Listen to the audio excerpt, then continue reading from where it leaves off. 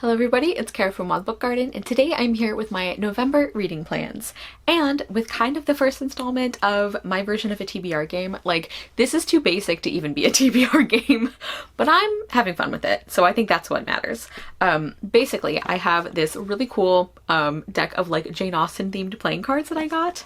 I got these from the Jane Austen Center in Bath. Like, you can order, they do ship to the US. I was ordering a couple other things for presents for people, and I saw these and I thought they were really cute, so I'm sure you can get something like them other places, but I do like supporting them if I'm able to, you know. But I will link those, and they're just like really cool cards. They have like different characters on them, and so basically I came up with a prompt for each of these cards that is connected to like this character in some way.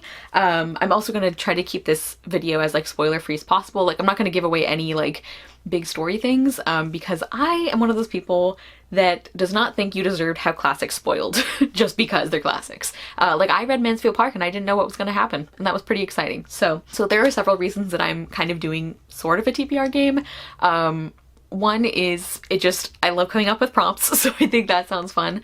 But also I think this is going to be a really great way to keep my TBR videos from becoming too overwhelming, because I really like doing them, but I always, even when I give myself permission to not mention every book, I feel like I should. And actually I had a TBR video for October all like filmed and edited and everything, and I just needed to caption it, and it got so late in the month that I just like kind of scrapped it and I didn't do it. And I'm on track to, even though I did a bunch of readathons, I'm actually on track to hit every single prompt. And I think part of that is because I like didn't feel like I had this obligation of this huge long TBR video, which like nobody ever makes me feel obligated. It's just me putting this pressure on myself. But I'm hoping that this will be a great way to like the way I did these prompts, almost all of them are things that I'm really excited about. I have a couple of things where it's like I should read one of these, but for the most part, these are things that I want to read, and that's really what I want to do.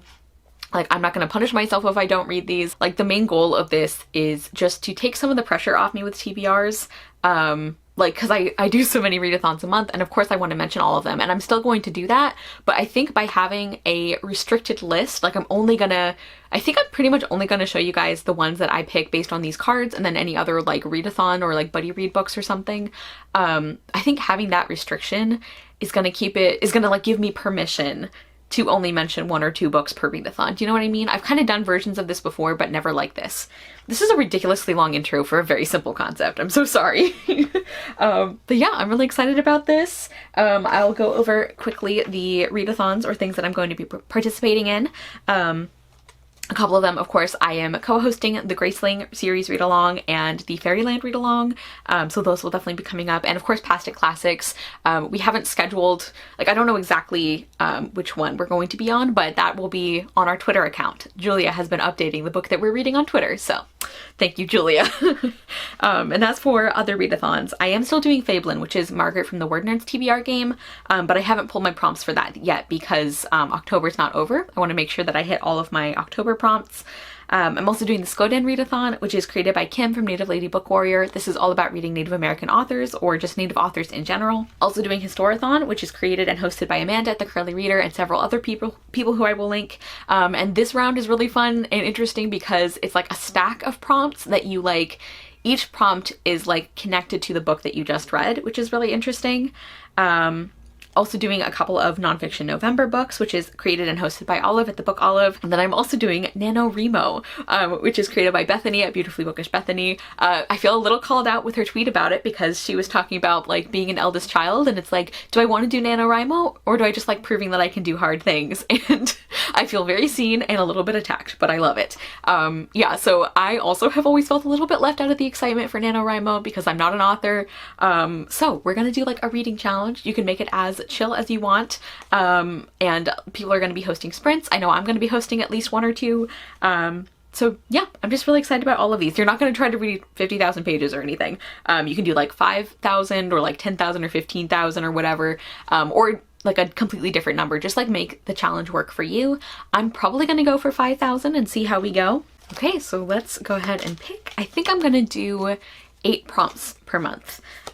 Although if I get 4 characters from the same novel, then I have to add a prompt.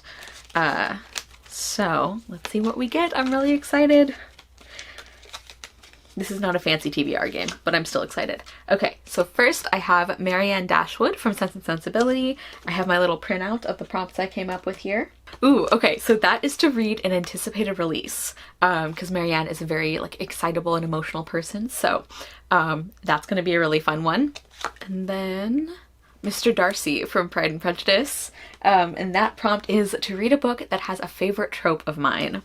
That's gonna be fun as well. Do you see what I mean about like choosing prompts that I'm actually really excited about? Like I think, I don't know, we'll see how that goes, but like that's I think a good way to get me to read a lot too, which is perfect for NaNoWriMo and everything, so.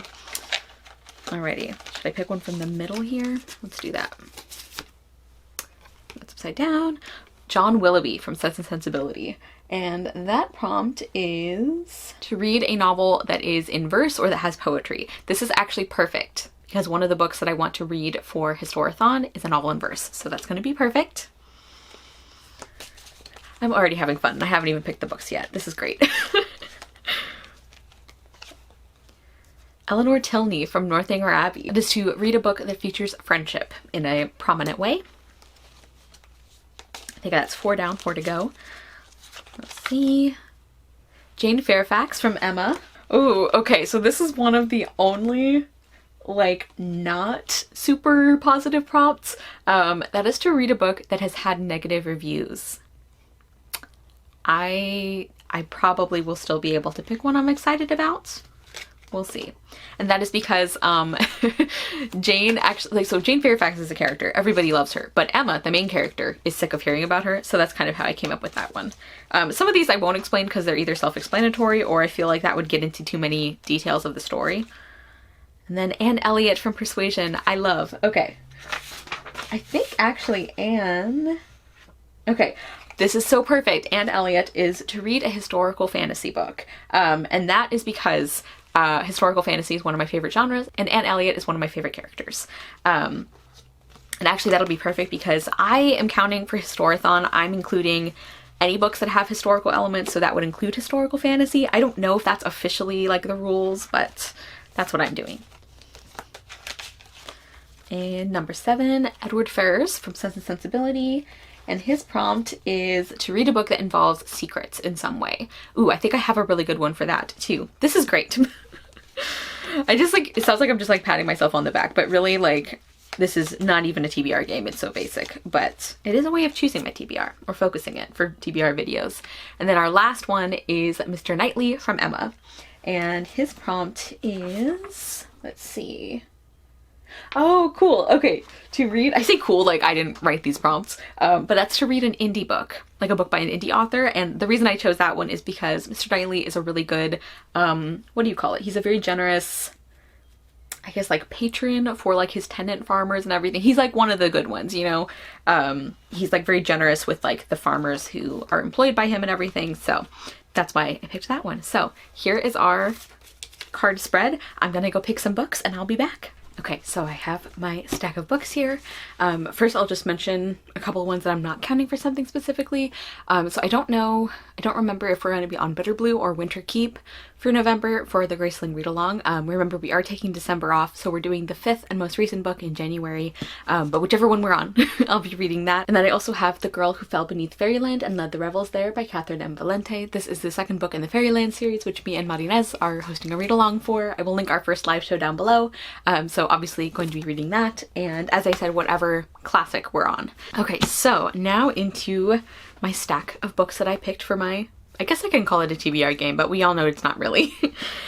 So first, for Jane Fairfax, which as I said is to read a book that has negative reviews, I went with Caraval by Stephanie Garber because I really enjoyed the first book in her spin-off series, and I've been meaning to try this one. I don't know if I'm gonna like it as much, but I have heard very bad things about it. I know there are people who really enjoy it as well, but a lot of the people I follow haven't loved it and don't necessarily think I'm going to love it, but I do want to try it.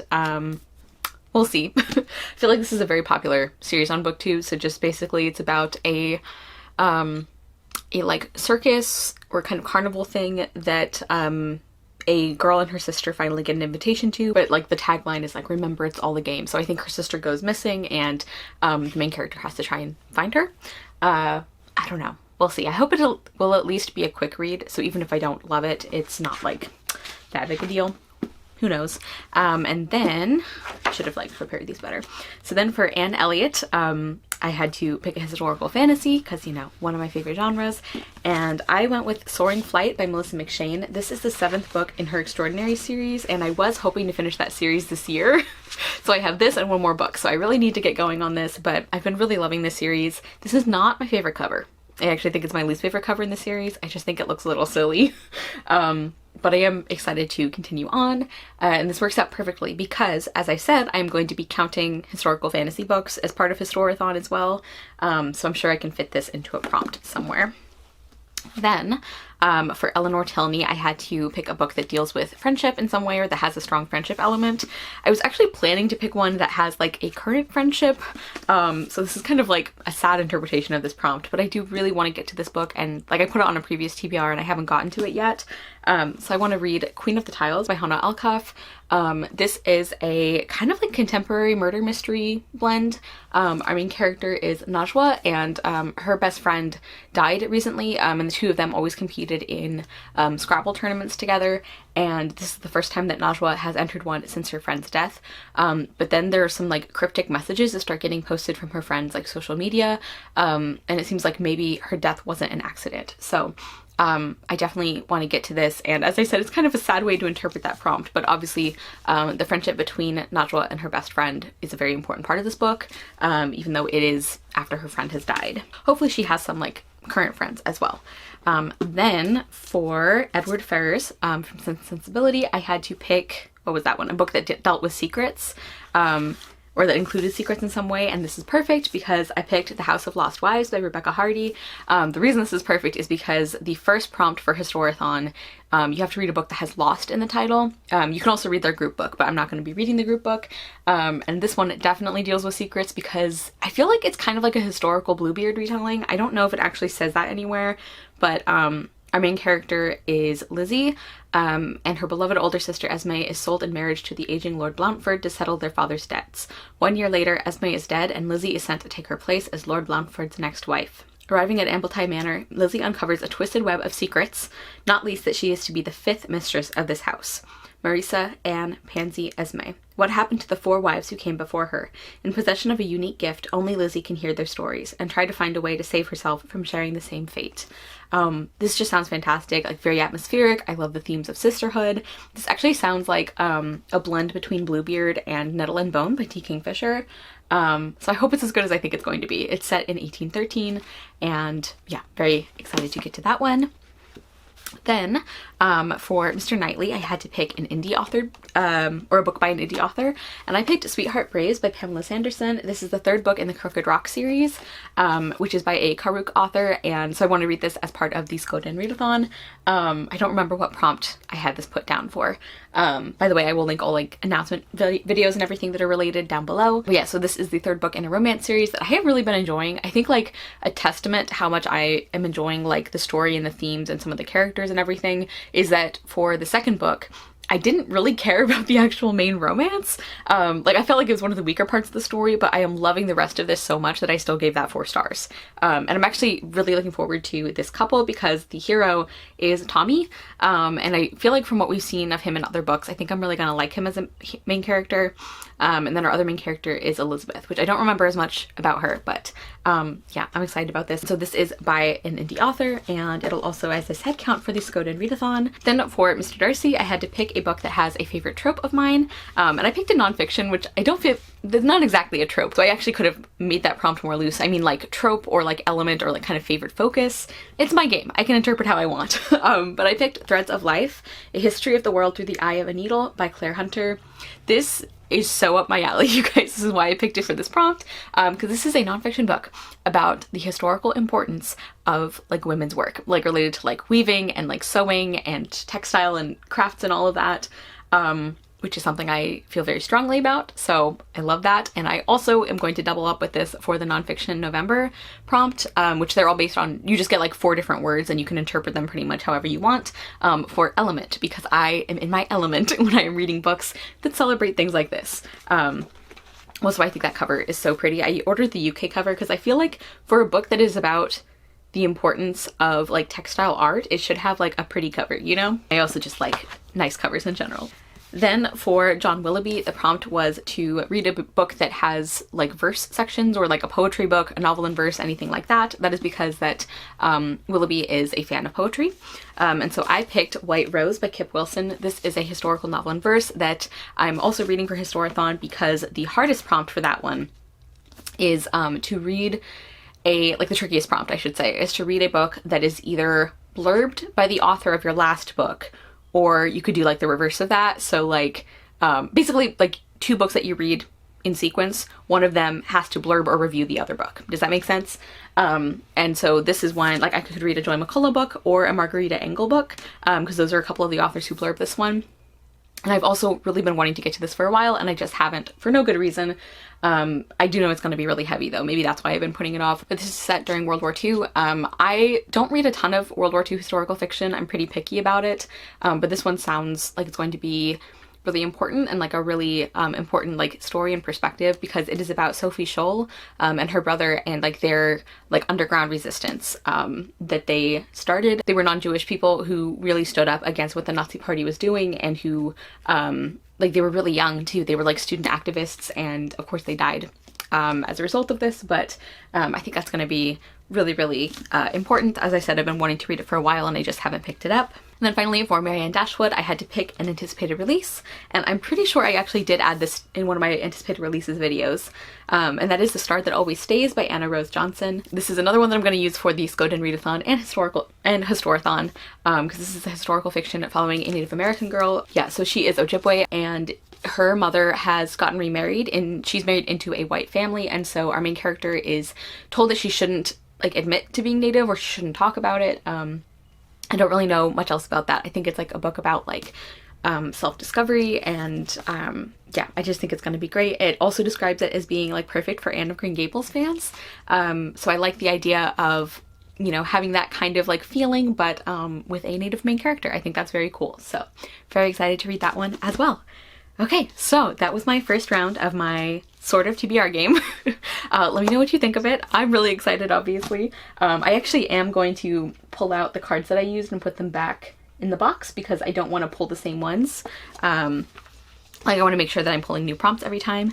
And yeah, I'm really excited about this. I think this is going to be, like, we'll see how it goes, obviously, but I think so far it looks like it's going to be a really good way to, that I can share some of the readathons happening and that I'm participating in, you know, get excited about them without kind of overwhelming myself with like, and you guys honestly, with like really long detailed TBR videos, because I love having lots of options, but feeling like I always have to like talk about all of them or most of them is like, you know, sometimes less fun.